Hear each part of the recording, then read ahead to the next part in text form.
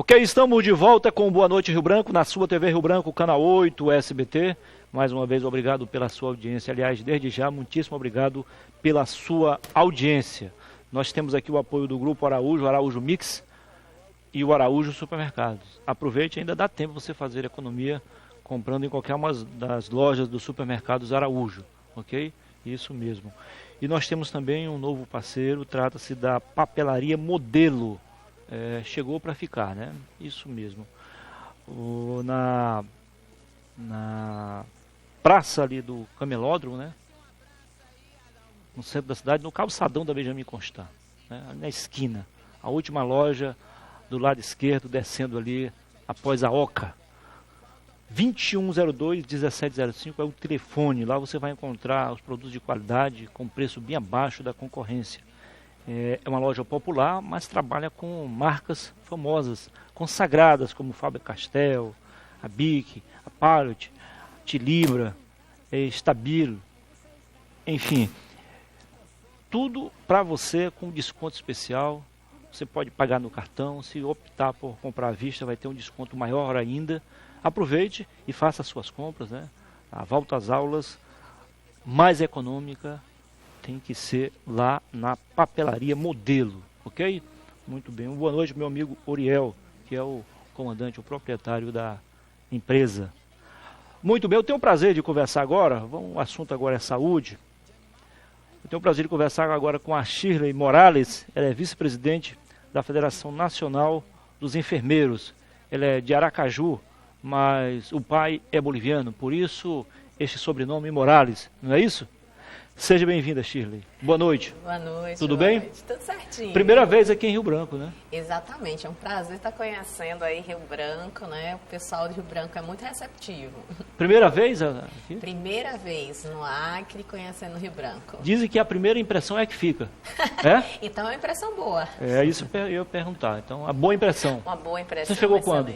Eu cheguei pela madrugada, né? Hoje mais ou menos 1h da manhã, que a gente teve um atraso lá no Rio. Mas cheguei bem, fui recepcionada logo no transporte por um acreano que já foi falando bem da cidade. Que bom, isso é legal. Fico feliz por ser o primeiro também a entrevistá-la. Né? Recebo também o Jefferson Medeiros, este é acreano de Cruzeiro do Sul, presidente do Sindicato dos Enfermeiros do Acre, foi empossado agora há pouco, isso mesmo. Ele também é primeiro tesoureiro do Sindicato dos Enfermeiros do Estado do Acre. Seja bem-vindo. Obrigado, tudo bem? Muniz, prazer. Dupla função você exerce? Isso.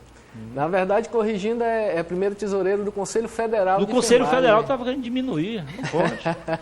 Entidade máxima, né? Não a estadual, né? Isso. Muito bem, então, corrigindo. Primeiro tesoureiro do Conselho Federal e não do sindicato. Estamos aqui para informar e não para conturbar, ou seja, para deturpar os fatos, digo. Mas, presidente, a sua posse aconteceu hoje, agora há pouco, né? Isso, Muniz. Vamos falar disso aí que aconteceu lá na sede do Corém Acre. Inicialmente, eu gostaria de agradecer a participação aqui no seu programa, parabenizar pelo seu trabalho e agradecer aos telespectadores que nos assistem hoje à noite. E dizer que a posse foi foi brilhante, né? Marca um início de um trabalho que a gente já vem lutando desde 2008, 2009 para que se concretizasse. E hoje se tornou a concretude efetiva de todo esse trabalho que vinha sendo construído junto à categoria dos enfermeiros no estado do Acre. Impressionante como o Acre Estado é bem mais antigo que Rondônia e tudo acontece primeiro em Rondônia, né? Pois é. Não sei se é em função da localização geográfica, do fortalecimento da economia, que a de lá é bem maior, enfim, alguma coisa acontece. Primeiro lá para poder acontecer aqui, mas ainda bem, que agora temos a nossa autonomia. Graças a Deus, enfim. Né? E assim, a diferença também com relação a Rondônia é que a gente conseguiu primeiramente do que eles a carta sindical, o registro sindical. Há um avanço então. Saiu agora em janeiro, né? E eles ainda estão lutando para conseguir a carta sindical. Quem é sindicalista sabe a importância disso. Nossa, é a única Sem um forma registro, o sindicato, na verdade, não é sindicato. Com certeza, né? A Agora representação efetiva com o registro sindical, né? Que dá autonomia aos sindicatos de desenvolver o seu trabalho, o seu papel plena, né? Junto às categorias profissionais. E a Shirley veio também prestigiar a posse? Sim, a gente veio aqui conversar com o Sindicato do Acre para saber, né, quais os problemas, em que a Federação Nacional dos Enfermeiros ela pode estar ajudando, colaborando e até mesmo para discutir a conjuntura de saúde no nosso país, né? Então a federação ela faz a representação em diversas instâncias que discute a saúde pública, né, e também que faz a discussão da saúde da enfermagem, como os próprios enfermeiros, quais os problemas que os enfermeiros eles vêm enfrentando em todo o país. Então nós estamos aqui para fazer essa ponte, essa colaboração, para felicitar aí pela posse. São 2 vitórias, né? 2 vitórias numa tacada só. A questão do registro sindical é extremamente importante, apesar do Sindicato do Acre já ter a sua importância política, uma vez que já era afiliada à Federação Nacional dos Enfermeiros e ocupa espaços extremamente importantes, como a nossa diretora Ionara, Lucrécia, que elas também fazem parte de algumas representações a nível nacional, mas a questão do registro sindical para as questões jurídicas do sindicato realmente são importantes. E aí, com a nova posse, a gente realmente fica muito feliz, de que nosso sindicato filiado esteja assim enfrentando tantas vitórias. Legal. Você falou em Ionara e também na Lucrécia, vamos mostrá-los. Por gentileza, Bia. A Ionara é de óculos, não é isso? Não. Lucrécia é de óculos e a Ionara está de blusa branca. Isso? Sejam bem-vindas também. Então, elas também são enfermeiras e... São enfermeiras, são de sindicato e elas são também diretoras da Federação Nacional dos Enfermeiros. Olha aí. Eu vejo que o Acre tem bastante diretores agora na nova composição. É verdade. É bom, né, presidente? E o Acre tem se destacado, né, junto à Federação Nacional dos Enfermeiros, junto ao Conselho Federal de Enfermagem, né, galgando esse espaço que antes pertencia a outras pessoas, né, de outros estados. Então, o Acre hoje desempenha um papel fundamental no cenário político nacional na área de enfermagem. Não só na área de enfermagem, como no setor saúde como um todo. Você é um acreano de Cruzeiro do Sul, veio do interior, conquistou seu espaço aqui na capital. Em 2000 e aproximadamente 2004, em 2006 a gente tomou posse no Conselho Regional de Enfermagem do Acre, onde a gente permaneceu até 2011. E em 2012 a gente começou a fazer parte do Conselho Federal de Enfermagem em Brasília. E assim desenvolveu papéis importantes até no cenário internacional, como o Conselho Internacional dos Enfermeiros, que tem sede na Suíça, em Genebra. Então a gente foi conquistando esses espaços paulatinamente. Então o Acre hoje é destaque a nível nacional, graças a Deus. Aqui não tem quantos anos? São 2, 3 ou 4 anos o mandato? O mandato do Sindicato dos Enfermeiros é de 3 anos, porque a norma jurídica estabelece esse período de tempo de gestão, né? Podendo ser reeleito? Podendo ser reeleito. Quantas vezes? Uma só vez. Uma só vez, legal. Que bom. Como a Shirley vê hoje as dificuldades, o que mais preocupa o Conselho no que se refere às condições de trabalho, as condições salariais, enfim? Então, a federação ela vem trabalhando por algumas linhas, né? O que tem acometido realmente a saúde do trabalhador, em especial da enfermagem, porque ela fica 24 horas por dia com o paciente, ela está o tempo todo no exercício do cuidado, é a própria precarização do trabalho. Então, o que a gente vem observando no Brasil inteiro é a questão das OS, das organizações sociais, entre outros tipos de organizações similares que precarizam o trabalho. Hoje a gente teve a questão da reforma trabalhista, que realmente prejudicou imensamente todos os trabalhadores do nosso país. A gente tem uma situação em que se afeta a própria saúde em termos de descanso, em termos de remuneração. Então, muitos direitos acabaram sendo cortados do trabalhador. Para o setor saúde, acabou complicando ainda mais. Então, é impensável se dizer, por exemplo, que você tem um plantão de 12 horas e que você tem aí um descanso reduzido, podendo ser reduzido a menos de 1 hora de descanso.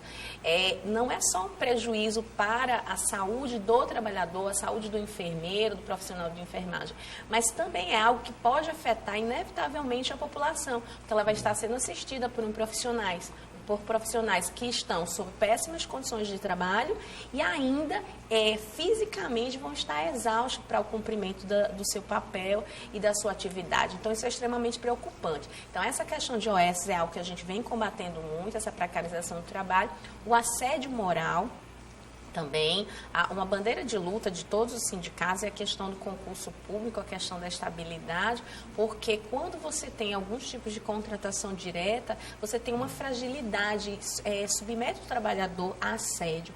E esse assédio moral, ele não só acaba fazendo com que o profissional de enfermagem, ele desenvolva problemas psíquico-sociais, como também a questão física. Hoje a gente está tendo um aumento muito grande do índice de depressão com suicídio na área da enfermagem. Eu já soube que aqui a gente teve esse ano, teve no ano passado, profissionais de enfermagem que tiraram a própria vida pela exaustão no exercício de suas atividades somadas às questões pessoais. Então, o papel da Federação Nacional dos Enfermeiros é discutir as diversas estratégias que nós temos para estar combatendo. A questão do assédio, a questão da precarização do trabalho, para que a gente possa diminuir esses índices. Shirley, até por dever de ofício, eu entendo um pouco sobre esse assunto, não de forma profunda, mas pelo menos superficial. Mas como eu gosto dos seus mínimos detalhes, você poderia citar, por exemplo, um caso que pode se configurar em assédio moral? Assédio moral. Por exemplo, nós temos a relação, e o assédio ele pode ser tanto ascendente de uma forma vertical como horizontal. Tanto entre os próprios colegas, você imprime, por exemplo, apelidos, você menospreza atividades. Às vezes você tem uma atividade a desenvolver no seu local de trabalho e o seu chefe ou mesmo o seu colega de trabalho lhe menospreza naquela atividade, lhe alija, ou seja, lhe afasta do convívio dos colegas para imprimir medo para que essas atividades elas possam ser desenvolvidas. Somado, e como é uma categoria predominantemente feminina, então a gente, além do assédio moral, a gente ainda tem um assédio sexual. A legislação é mais branda para o assédio moral ou é idêntica do assédio sexual? Infelizmente, a questão do assédio moral é algo ainda de discussão no mundo jurídico, né? Doutor Jefferson, né, que milita na área do direito, sabe... também é advogado? Isso, então, graduando no curso de Direito. Daqui a pouco ele se forma. Aí, só é o limite. Na enfermagem, a gente está tendo muito isso. Muitos enfermeiros que adentram a área do direito, até para se autodefender. Exatamente, para você ver. O tanto que tem seus direitos prejudicados, acaba a gente entrando nessa área para defender e defender melhor a categoria. Isso. Tenho certeza que o doutor Jefferson teve essa intenção também. Então, a gente tem uma situação, um assédio moral, de dificuldade de comprovação do fato. Ele precisa ser repetitivo, não é um fato isolado. Você teve uma discussão com o seu chefe, uma discussão com o seu colega de trabalho e houve trocas de insulto mútuo e isso é caracterizado como assédio moral. Ele tem que ter a continuidade, a constância desses fatos. E eles precisam ser registrados de alguma forma. Então, a gente sempre orienta que se você observa que o seu chefe, o seu colega de trabalho lhe imprime algum tipo de assédio, de coação, que você sempre tenha uma forma de estar gravando, que você possa estar registrando de alguma forma, porque, infelizmente, no âmbito jurídico, a gente ainda é muito frágil ainda para se conseguir fazer a comprovação. Tem testemunhas também. Às vezes, você tem que ter até 3 testemunhas para conseguir comprovar o fato. Apenas uma testemunha, ela não consegue elucidar bem o fato diante da atual legislação. Eu vi um vídeo, acho que tem uns 2 ou 3 anos, que eu fiquei chocado, porque, na minha opinião, aquilo não poderia jamais se configurar em assédio moral. Não era atividade de saúde, e o chefe chamou o tese subordinado para um almoço na casa dele, aí depois de meia hora de elogios, dizia que ele podia crescer ainda mais e tal, mas ele era homossexual, e apesar de ser muito comportado, às vezes ele acabava fazendo o que não devia, e ele disse que isso poderia prejudicar ele, o ambiente de trabalho, a própria organização, uma forma de corrigir. E o cara gravou toda a conversa e levou e ganhou uma causa. Mas eu acho que isso aí não foi um assédio, o cara chamou ele para uma conversa, tentando até ajudá-lo. Ele veredou para outro caminho, e acabou enrolando o cara. Às vezes há injustiça. Mas o assédio sexual, ele é mais delimitado do que o assédio moral. Então, na medida em que você se utiliza do seu cargo para que você possa obter favores sexuais, isso já tem uma configuração mais delimitada dentro do âmbito judiciário, né?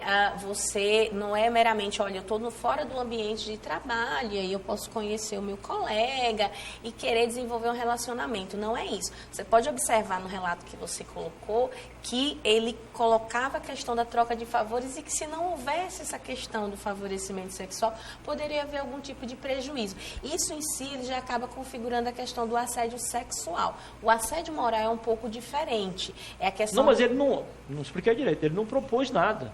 Ele só falou que aquilo poderia prejudicar o ambiente de trabalho, a organização e a própria pessoa. Entendeu? Ou seja, ele chamou ele para uma conversa no sentido de ajudá-lo, não foi nada de atrapalhar, de dizer que ele não valia nada, ao contrário. Ele lamentou o fato de, em alguns momentos, ele fazer aquilo, mas era um profissional gabaritado, capacitado, dedicado, enfim. E o cara pegou só 1% e... da conversa, né? Mas isso... Agora, o que atingiu e continua atingindo os médicos, por exemplo, ameaças, outros tipos de, inclusive, processos, isso é vivido também diariamente pelos enfermeiros? Isso, assim, com relação aos enfermeiros, a gente tem muitos casos, né? Entra dentro da própria profissão de enfermagem, né, com relação aos pacientes, e entre o nível da gestão com relação ao profissional. A gente lida com os dois pontos, né? Já no Conselho Federal de Enfermagem, a gente lida com todo tipo de profissional. Existem os profissionais que assediam, existem os profissionais que são assediados. Né? E às vezes é aquele que é assediado e assedia. Isso. Acho que de cima para baixo. Né? Mas como a Shirley bem colocou, a questão do assédio moral em serviço, ela tem que ter uma continuidade. Se não houver essa continuidade, não é o fato de você assediar uma única vez que vai caracterizar esse assédio moral propriamente. Mas deveria, né? É porque assim, o assédio ele tem que ter esse ar de continuidade, senão não é assédio. E não é 2 ou 3 vezes que caracteriza o assédio, mas são várias vezes. Porque algumas pessoas são muito sensíveis.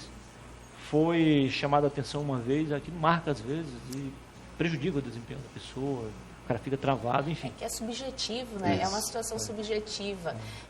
O fato é que quando você tem essa continuidade, você acaba tendo um prejuízo psicológico, ele não consegue desenvolver normalmente as suas atividades. Mas depende do que você entende como assédio. Então, às vezes, você tem uma discussão aí com é que colega. Está, né? Como provar? Porque isso, na verdade, em alguns casos, é muito subjetivo, né? Muito. Saber o que é ou não assédio. No caso mais profundo, que eu falei com relação aos médicos também, o que é ou não negligência. Né?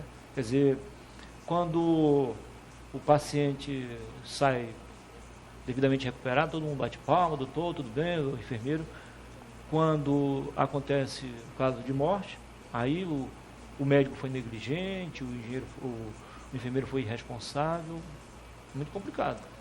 Só nivela por baixo, né? Essa questão está bem relacionada ao campo da negligência, imperícia e imprudência, que são questões éticas profissionais. Existe um código... É como se o cara chegasse ali e você tivesse o dever, a obrigação de 100%, aqui ninguém vai morrer.